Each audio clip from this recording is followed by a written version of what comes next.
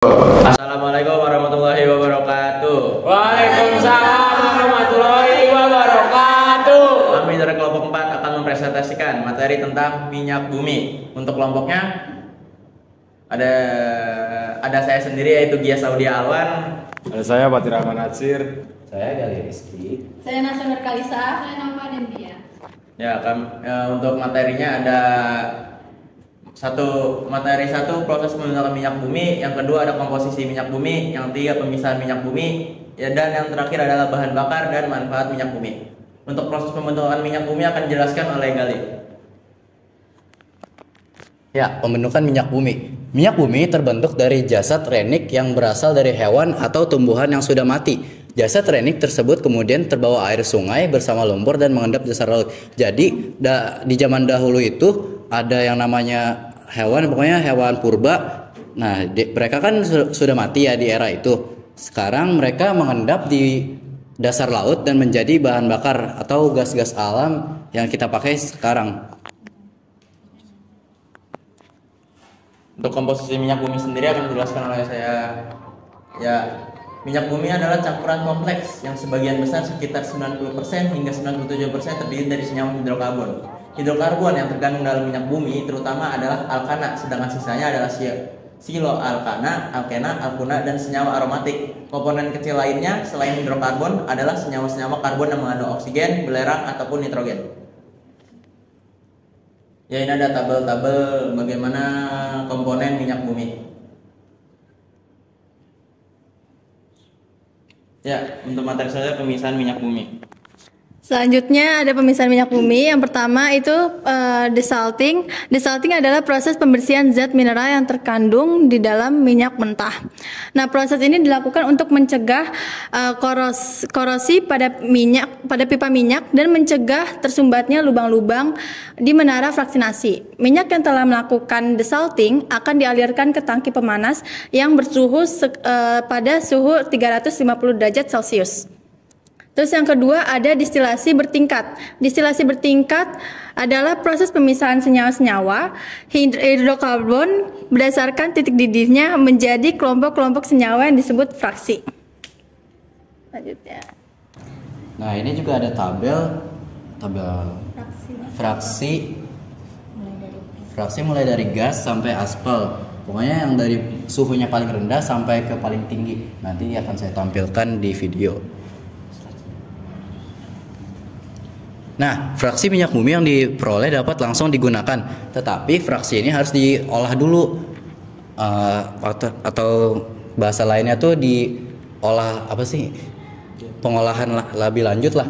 Yang pertama tuh destilasi. Destilasi adalah proses pemisahan minyak bumi dengan cara pemanasan. Jadi bahan yang masih raw gitu atau masih mentah dipanaskan dulu sehingga menghasilkan beberapa fraksi yang sesuai dengan titik didihnya. Nah, di tabel tadi kan fraksi-fraksi itu sesuai titik didihnya menghasilkan bahan yang berbeda. Nah, ini yang disebut distilasi. Yang kedua, cracking. Cracking adalah proses pemecahan molekul senyawa hidrokarbon panjang menjadi senyawa hidrokarbon yang lebih pendek. Misal, proses cracking senyawa solar atau kerosin menjadi bensin. Yang ketiga itu reforming.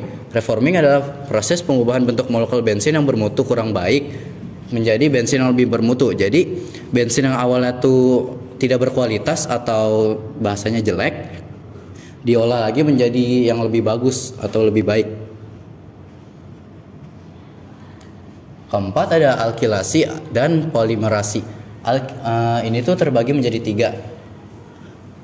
3. Yang pertama, alkilasi adalah proses penambahan jumlah atom dalam suatu molekul menjadi molekul yang lebih panjang dan bercabang. Kedua, angka oktan. Angka oktan adalah angka yang menunjukkan tingkat ketukan atau knocking yang timbul oleh bensin saat proses pembakaran. Selanjutnya ada polimerasi. Polimerasi adalah penggabungan molekul-molekul kecil menjadi molekul besar. Contoh, proses reaksi penggabungan senyawa isobutena dengan senyawa isobutana. Dari proses reaksi tersebut menghasilkan produk bensin berkualitas tinggi yang disebut isooktana. Terakhir ada treating. Treating adalah proses menghilangkan pengotor pada minyak bumi, pada minyak supaya lebih murni. Proses treating meliputi 5 tahap, yaitu Cooper sweetening, acid treatment, de-waxing, dispelting, desulfurizing. Nah, itu aja.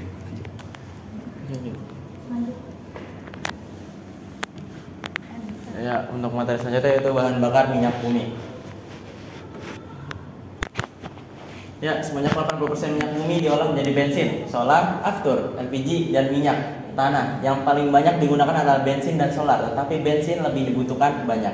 1. Mutu bensin. Mutu bensin merupakan suatu parameter yang menunjukkan kualitas dari bensin yang biasanya ditentukan oleh bilangan oktan atau suatu angka yang menunjukkan seberapa besar tekanan yang bisa diberikan sebelum bensin terbakar secara spontan. Cara meningkatkan mutu bensin yaitu dengan meningkatkan bilangan oktan berupa penambahan zat aditif.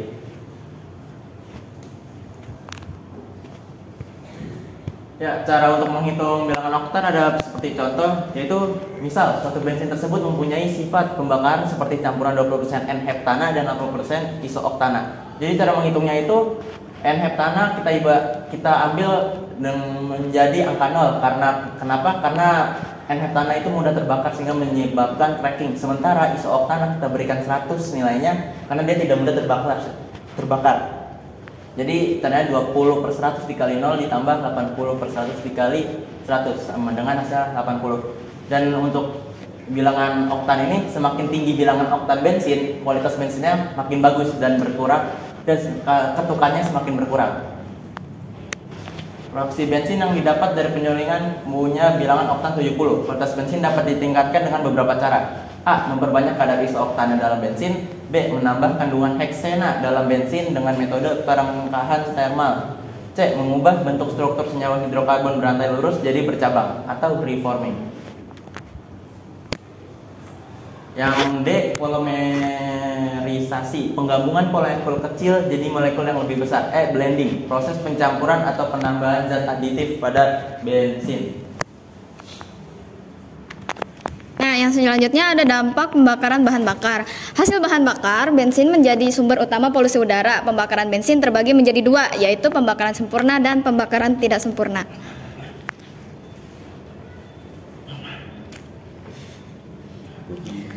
Untuk pembakaran sempurna, hidrokarbon dalam minyak bumi menghasilkan karbon dioksida dan uap air, dihasilkan dengan gas CO2 dan H2O. Untuk pembakaran tidak sempurna akan menghasilkan partikel padat yang dikenal dengan asap dan berisi butiran-butiran halus dari karbon atau jelaga, karbon monoksida, karbon dioksida, dan uap air.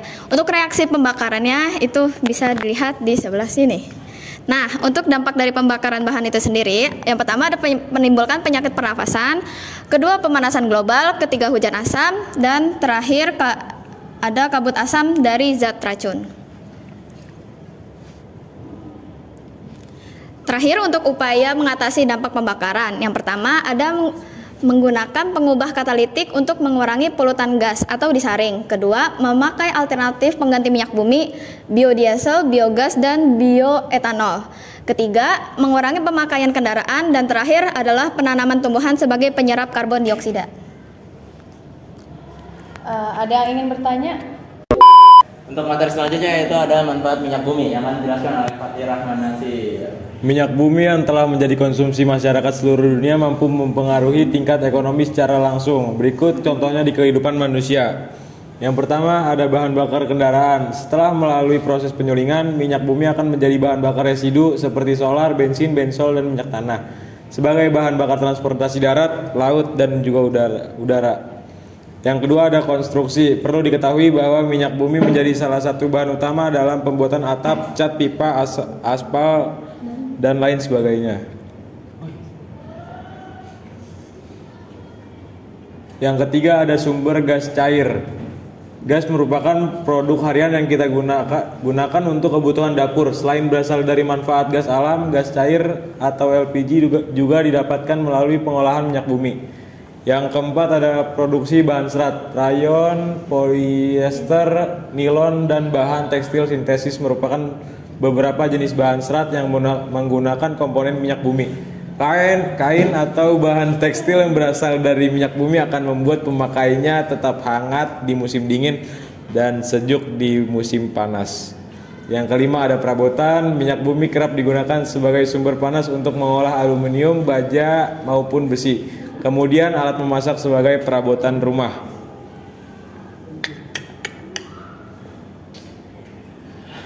Yang keenam ada bahan campuran keperluan medis. Dalam hal ini minyak bumi kerap dipakai sebagai bahan pembuatan produk pembersih obat-obatan, alat pelindung, dan alat keamanan tenaga medis. Aspirin diketahui mengandung sedikit minyak bumi. Yang ketujuh ada alat elektronik. Peralatan elektronik yang kerap dibungkus dengan kemasan plastik menggunakan campuran minyak di dalamnya. Sebagai bahan pembuat plastik, minyak bumi kerap digunakan untuk produk elektronik seperti televisi, ponsel, komputer, dan berbagai produk elektronik lainnya.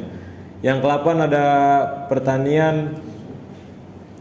Berbagai kebutuhan pertanian seperti pupuk, pestisida, dan insektisida dibuat menggunakan campuran minyak bumi. Beberapa bahan kimia tersebut berperan penting untuk kegiatan pertanian agar produk makanan yang dihasilkan berkualitas tinggi. Yang ke-9 ada pembangkit listrik. Secara khusus manfaat minyak bumi sebagai pembangkit listrik akan menghasilkan tenaga dari uap. Selanjutnya uap panas akan membantu menggerakkan turbin. Kemudian akan diterima oleh penggerak kumparan magnet untuk menghasilkan listrik. Minyak bumi dapat bermanfaat sebagai pembangkit listrik untuk menggerakkan perangkat elektronik yang membutuhkan tenaga listrik. Yang terakhir ada produk kecantikan. Produk semacam nail polish, parfum, bedak, foundation, sampai lipstick juga mengandung minyak bumi. Manfaat minyak juga luas dipergunakan dalam industri kecantikan sebagai bahan esensial. Ya, mungkin sekian dari materi dari kami. Apakah ada yang ingin ditanyakan? Izin bertanya, minyak bumi yang sekarang kita gunain tuh asalnya dari mana sih?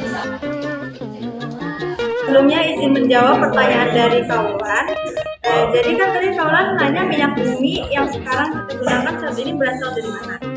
Nah, jawabannya itu, jadi sumber daya yang satu ini berasal dari berbagai macam sisa-sisa organisme laut. Yang tadi udah dijelasin oleh Gali, seperti tumbuhan dan hewan mengendap di dasar laut. Kalian tuh ngejelasin upaya mengatasi dampak pembakaran. Nah, salah satu itu menggunakan pengubah katalitik. Nah, pengubah katalitik itu apa sih? Bisa dijelasin apa enggak? Izin menjawab pertanyaan dari Hana. Apa sih pengubah katalitik itu? Pengubah katalitik adalah alat pengendali emisi buangan yang mengubah gas dan polutan beracun pada gas buangan menjadi polutan yang tidak terlalu beracun dengan mengkatalis reaksi redoks. Ya, artinya tuh itu alat untuk meminimalisir dampak negatif dari zat buangan atau gas buangan pada saat pembakaran gas minyak bumi. Ya, mungkin itu aja jawabannya.